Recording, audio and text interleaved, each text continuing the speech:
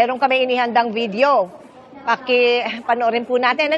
Isang SUV, nakunan kasi ng GMA News palabas ng Senado, bandang alas 12:30 ng madaling araw, nung Huwebes po, nung May 14. Ang plaka po niyang sasakyang puting yan, although binlur namin, bilang respeto, ito po ay pareho ng plaka ng sasakyang sinakyan daw ni Senator Bato, paalis ng Senado. Batay sa report yan na binigay sa GMA News.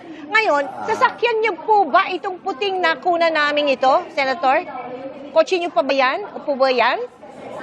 Ay, opo. Opo, sasakyan ko po yan. Nakita nyo naman, ha?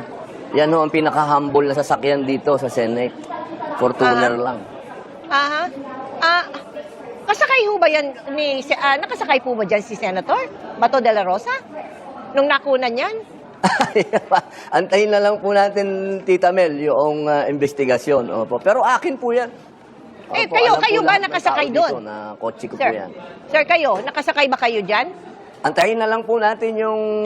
Pati kayo, antayin hindi po pwedeng natin itanong? yung investigasyon po para